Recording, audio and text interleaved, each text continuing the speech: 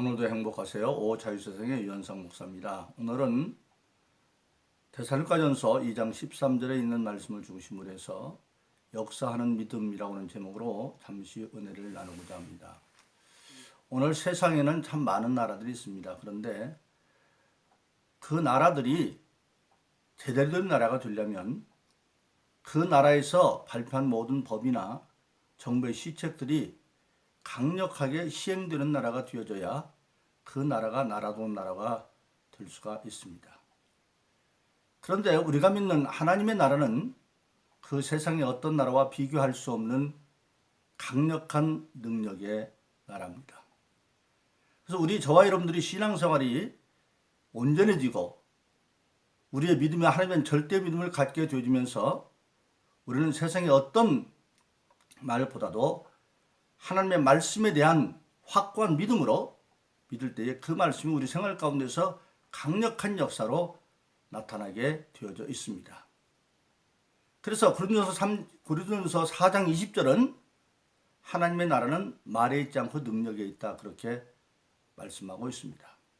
근데 성경에 보면 그런 하나님의 나라가 말에 있지 않고 능력에 있는 산 증거로 나타나는 여러 교회가 있습니다만은 그 대표적인 교회가 데살로니가 교회입니다. 이 데살로니가는 원래 아주 부유한 그러한 나라의 수도였습니다. 우리가 잘 아는 역사상에 나오는 알렉산더라는 대왕이 그가 20살의 왕이 되어서 32살에 갑자기 열병으로 세상을 떠나게 됩니다. 근데 그가 열병으로 떠나기 전에 그에게는 어머니가 다른, 아버지는 같지만 어머니가 다른 이복 여동생이 있는데 그 여동생을 끔찍히 그가 사랑했습니다. 그 여동생 이름이 데살로니가입니다. 그가 죽음을 앞에 놓고 자기의 충성된 장군 네덱에 자기가 점령했던 세계 4분의 1의 지도를 차지했던 그런 큰 강대한 나라를 4개로 나눠서 나눠주는데 그 가운데 자기 여동생과 결혼시킨 그 부하 장수에게 그 데살로니가를 수도로 삼아서 그쪽 지역의 나라를 띄워줍니다.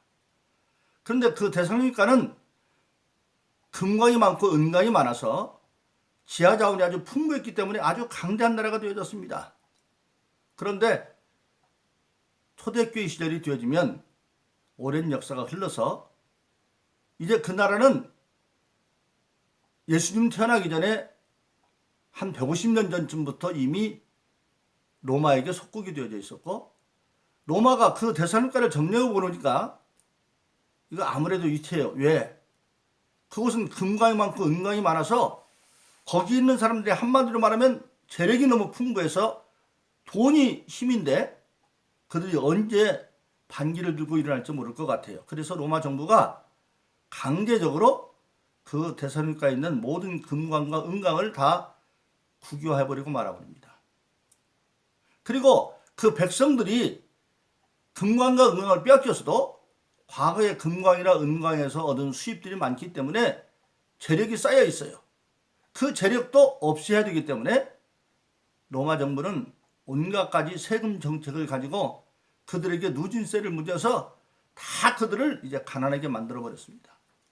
그래서 고린도서 8장에 이르면 그때 거기 있는 데살로니가 교인들은 극한 가난 가운데 빠졌다고 말하고 있습니다. 극한 가난은 어떤 사람이 3년 동안을 열심히 벌어서 하나도 안 맞고 쌓아도 못 갚을 만한 그런 빚이 있을 정도가 극한 가난이다 그렇게 말했다고 합니다. 그래서 그들은 이제 도저히 로마의 핍박 때문에 살 방법이 없어요. 그래서 오늘로 말하면 안 되겠다. 이제는 우리가 다른 나라로 이민을 가든지 이사를 가든지 해야 되지 안 되겠다. 그런 마음을 먹고 있는데 그때 그곳에 사도행전 17장에 보면 바울 사도와 실라와 디모데가 그곳에 선교하러 들어가서 그 사람들을 모아놓고 3주 동안 부흥회를 합니다. 3주 동안 부흥회하는 말씀을 듣고 그때 은혜 받은 사람들이 예수 믿게 되어져서 그들이 못 살겠다고 떠나려고 했던 데살로니가에서 짐을 다 풀어놓고 다시 거기에 살기로 작정을 합니다. 그들은 이제 아는 겁니다. 자기들이 도저히 살 수 없는 땅 같은 이 데살로니가가 로마가 아무리 핍박을 해도 하나님이 그들을 축복해 주면 다시 그들이 축복받은 백성이 될 수 있다고 하는 그런 믿음을 갖게 되어졌어요. 그래서 바울과 실라와 디모데 말을 듣고 그곳에서 정착하기로 작정을 합니다. 근데 그들은 바울과 실라의 말을 들으면서 어떻게 받아들였느냐? 오늘 본문 데살로니가전서 2장 13절의 말씀처럼 이렇게 되어 있습니다. 그들이 우리에게서 하나님의 말씀을 들을 때에 우리 바울과 실라와 디모데가 설교할 때 그 바울과 실라와 디모데를 통해서 하나님의 말씀을 듣죠. 그런데 받아들일 때는 그들은 바울이나 실라나 디모데 말로 받아들이는 것이 아니라 바울과 실라와 디모데를 통해서 주시는 하나님의 말씀으로 받아들였어. 그래서 받을 때는 하나님의 말씀으로 받으니 정령 그어라다. 그 말씀이 그들 가운데 역사하느니라. 말이 말로 끝나지 아니하고 좀 전에 말한 고린도서 4장 20절인 것처럼 하나님의 나라는 말에 있지 않고 능력이 있다. 그것이 그들 삶에서 이제 일어나기 시작을 하는 겁니다. 그래서 그들은 하나님의 말씀을 사람을 통해서 받았지만 하나님의 말씀으로 받아서 하나님의 말씀은 절대 명령이니까 절대 믿음으로 기쁨으로 순종하기 시작을 합니다. 그래서 그 어려운 경제 상황 속에서도 고린도후서 8장에 보면 그들이 풍성한 연보를 하기 시작을 합니다. 한마디로 말하면 빚어둬서도 하나님께 헌금하기 시작하는 거예요. 빚어둬서 헌금하기 시작하는 겁니다. 사람들이 보면 미친 거죠. 그거 미쳤죠. 그렇잖아요. 먹고 살기도 힘든데 어디서 빚을 얻어다가 그렇게 헌금을 하냔 말이에요. 그리고는 바울과 실라에게 찾아와서 자꾸만 그들을 귀찮게 하는 게 뭐냐면 더 헌금할 거 없느냐고 자원해서. 그러면서 그들은 뭐냐? 우리는 이미 하나님께 우리 자신의 목숨까지 들은바되었으니까 우리는 거기까지 믿습니다. 그렇게 해가지고 자꾸 하는 거예요. 그래서 그 소문이 그 지역에 마게도냐에 있는 교회, 빌립보 교회나 베레아 교회나 온 교회에 소문이 나기 시작을 해요. 그런데 놀라운 일이 벌어지기 시작을 합니다. 그들은 하나님의 말씀을 듣고 물질 축복의 비결을 깨달아 알았어요. 그것이 바로 뭐냐면 예수 안에서 자기들은 얼마든지 부유할 수 있다는 말을 깨달았어요. 그것이 고린도서 8장 9절이죠. 우리가 예수 그리스도의 은혜를 알거니와 부유하신 자로서 가난하게 된 것은 그의 가난함으로 말미암아 우리를 부유케 하려 하십니다. 예수님은 하늘과 땅과 바다에 있는 모든 것이 예수님 자신의 것이죠. 그런데도 그가 태어날 때 마국간에서 태어나고 공생이 시작 전에는 몫으로 그렇게 일하고 그리고 공생애 중에서도 그렇게 모든 재산을 모으지 않고 그렇게 살고 마침내 그가 십자가에 못 박혀 무덤에 장사되어서 부활할 때에도 아리마대 요셉과 니고데모가 한 그 세마포도 다 벗어놓고 부활하신 게 어디가 있느냐. 바로 그렇게 가난한 것은 다른 것이 아니라 그 가난함으로 말미암아 우리를 부유케 하려 합니다. 그걸 깨달아 알았어요. 그래서 그들은 그쪽 지역에 과거에 물질 축복을 받았던 사람들이기 때문에 그것은 깨달음을 가지고 물질에 대해서 근본 개념을 깨달아 알았어요. 세상 주는 모든 물질은 두 가지 종류가 있구나. 하나는 살기 위해서 먹어야 할 양식이 있고 하나는 씨가 있어. 심을 씨. 농사 짓는 사람이 아무리 어렵다고 종자까지 다 먹는 사람은 없죠. 그 종자를 남겨서 심으면 수확할 때까지 어렵겠지 모르지만 심고 가꾸는 데에 비료값, 농비 다 들어가지만 수확할 때 심은 것에 100배, 60배, 30배로 나오는 걸 알았기 때문에 그들은 농사짓는 한 기간 동안의 고통을 참아가면서 그들은 열심히 심었어요. 그러면서 그들은 고린도서 8장 9절에 보면 깨달은 게 뭐냐? 농사 지을 때에 많이 심는 자는 많이 거두고 적게 거둔 자는 적게 심는 적게 거둔다는 그 말씀을 알고 열심히 심었어요. 그래서 마침내는 그게 말대로 이루어져서 고린도서 9장에 가면 그들이 이제 부유해졌고, 그리고 어려워서 예수 믿으러 오는 성도들에게는 다 그들을 도울 수 있는 가난을 보충해 줄 수 있었고, 그리고 모든 어려움도 오는 사람들에게 구정금을 보낼 수 있는 그런 엄청난 축복을 이루게 되어졌어요. 그러면서 그들은 뭐냐? 하나님께 헌금하는데 기쁨을 헌금하기 시작을 해서 하나님은 즐겨내는 자를 사랑하는 것까지 깨달아 알게 되어졌어요. 그래서 그들은 이제 신앙생활을 하면서 바울이나 실라나 디모데가 설교하면 그걸 절대 사람의 말로 받지 아니하고 하나님의 말씀으로 받았어요.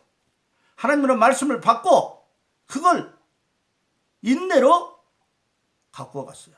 마치 예수님이 씨 뿌리는 비유에서 어떤 씨는 뿌렸더니 길가에 떨어지니까 새들이 주워 먹고, 어떤 씨는 뿌렸더니 돌짝밭에 뿌려져서 잠시 동안 싹이 나지만 햇빛이 비치니까 뿌리가 말라 죽었고, 어떤 씨는 뿌렸더니 가시떨기에 뿌려서 싹을 나고 자랄 것 같지만 가시떨기에 기운이 막혀서 열매는 못 맺고, 어떤 씨는 좋은 밭에 뿌리워서 나중에 농사 지었더니 100배, 60배, 30배가 되어졌다.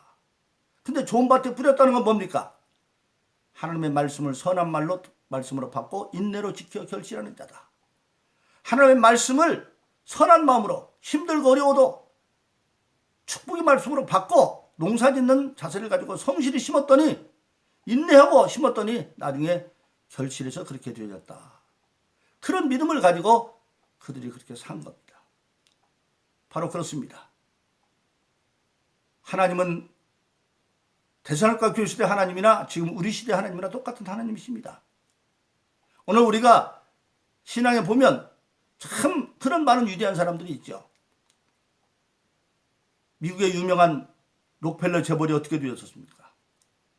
초대 록펠러가 정말 어려움 가운데 고등학교에 졸업을 못하고 남의 집에서 오늘 말하면 고용원으로 있으면서 참 자기 하나 가게 하나 만들어 보겠다고 열심히 저축을 했습니다. 그런데 어느 날 그가 교회 갔는데 오늘 말하면 건축 부흥회를 하는 거예요. 그런데 갑자기 아무도 교인들은 지금 록펠러가 가난한 집의 청년이니까 돈 뭐 하는지 몰라요. 근데 성령께서 그에게 깨닫게 하기를, 야, 너 그거 네 가게 만들기 전에 내 교회부터 짓자, 내 집부터 짓자. 근데 록펠러는 그게 어떻게 모은 돈인데 도저히 들을 수가 없었어요. 그러니까 나 그거 못 들은 거야. 그런데 그날부터 잠이 안 오는 거예요. 잘나면 그 생각만 하고 잘나면 그 생각만. 그래서 40여일 동안의 고통에 있다가 도저히 못 살 것 같으니까 항복하고 그 돈을 갖다가 교회에 헌금을 했어요. 교회도 깜짝 놀랐죠. 아니, 그렇게 가난한 청년이 이렇게 돈이 있는지 몰랐어요. 그런데 그것이 록펠러 재벌의 출발이었잖아요. 나중에 하나님께서 그를 축복해서 지금 그 출발이 오늘 세계의 유명한 록펠러 재벌이 된 겁니다. 바로 그렇습니다. 우리가 신앙에 보면 정말 각계각층에서 하나님 축복받아 승리하는 사람이 많이 있는데 물질적으로 축복받는 사람은 그런 사람들입니다. 그런 사람들이요. 언제도 말씀을 드렸습니다마는 우리나라에도 김광석 장로님 계시죠. 참존 하정부, 참존 그룹에 지금은 기업을 여러 개로 중소 재벌이 되어 있는 그 김광석 장로님이 집사 시절에 그 서울은 소망 장로교의 집사였죠. 곽성희 목사님이 미국에 갔는데 미국에서 그 여러 나라 신학자들 공부하는데 동시통역 장치 시절을 해야 되는데, 예를 들어서 영어로 말을 해도 그 이어폰만 꽂으면 한국말로 들리는 그런 동시통역을 다 해야 되는데 곽수희 목사님한테 거기 있는 학교에서 부탁을 하는 거예요. 곽 목사님이 이 모든 세계말을 한국말로 번역되는 리시바는 할 수 있도록 좀 시설 응급을 하시죠. 그래서 곽 목사님이 응답을 하고 왔는데 기도 중에, 그때는 김광석 장로님이 집사 시절인데 그분한테 부탁을 하는 하나님의 깨달음을 듣고 찜찜해도면서 김광석 집사를 부른 거예요. 그래서 그 얘기를 했어요. 그러니까 김광석 집사가 가만히 있더니 아무 말도 안 하니까 황 목사님 생각을 이거 너무 부담이 가나 보다. 그래서 집사님이 다 못하면 내가 장로님한테 부탁해서 나눠서 하고 그랬더니 한참 생각하던 그 김광석 집사님이 말하기를 예수님이 쓰시겠다면 나귀 풀어 드려야죠. 예수님이 예루살렘 입성할 때에 한 번도 사람이 타보지 못한 그 나귀를 제자를 가서 끌고 오라고 그러니까 주인이 왜 끌어가냐고 하면 주께서 타시겠다 하라. 그러면 끌어줄 거다. 정말 제자들이 가서 나귀를 만나서 끌고 올라오니까 그러니까 주인들이 왜 끌어가냐 그러니까 주께서 타신다고 끌어주었어요. 그 말을 하더라는 거예요. 내가 감당하겠습니다. 그래서 김광석 집사는 어려운 가운데 일익기업 비독고 해서 그걸 감당했대요. 그런데 그리고 얼마 되지 않아서 IMF가 터졌대요. 그러니까 그를 잘 아는 어떤 그 교회 장로님이 나 김집사 어려워서 이민 가야 되겠는데 종로에 있는 어떤 빌딩이 있는데 내 건데 그냥 당신 인수해라. 그냥 빚 다 안고 하면 거의 돈 안 줘도 그냥 등기가 되는 거니까 그렇게 해서 그걸 인수했대요. 근데 나중에 IMF 끝나고 나니까 그게 엄청나게 가치가 상승해가지고 그가 오늘날 참전 화장품을 일으키고 중소재벌이 될 수 있는 기틀을 만들었다는 거죠. 바로 그렇습니다. 록펠러나 또는 오늘날 장로님 김광석 장로님이나 우리가 신앙에 보면 그런 사람들이 많이 있어요. 이랜드 그룹도 마찬가지죠. 그래서 우리가 신앙생활하면서 축복받는 사람은 간단해요. 사람을 통해서 하나님의 말씀을 들을지라도 받아들일 때는 하나님 말씀으로 받고 믿으면 하나님의 나라는 말이지 않고 능력이 있다. 고린도서 4장 20절의 말씀을 이루기 때문에 오늘 데살로니가 교인처럼 데살로니가 교인들이 그렇게 하나님의 말씀이 그 삶 가운데서 역사로 나타낼 것은 뭐냐? 데살로니가서 2장 13절에 있는 것처럼 그들이 우리에게서 하나님의 말씀을 들을 때에 사람의 말로 받지 않냐고 하나님의 말씀으로 받으니 정녕 그러하다. 그 말씀이 그들 가운데 역사하느니라. 그러므로 저와 여러분들은 어떤 통로를 통해서 하나님의 말씀을 여러분들이 접하게 된다 할지라도 받아들일 때는 하나님의 말씀으로 받고 그 말씀을 믿음으로 취함으로 말미암아 여러분들의 삶 가운데 믿음이 능력에서 나타나서 오늘 이 시대에 데살로니가 교인 되기를 예수 이름으로 축원합니다. 오늘도 행복하세요. 오 자유세상의 유현상 목사였습니다. 감사합니다.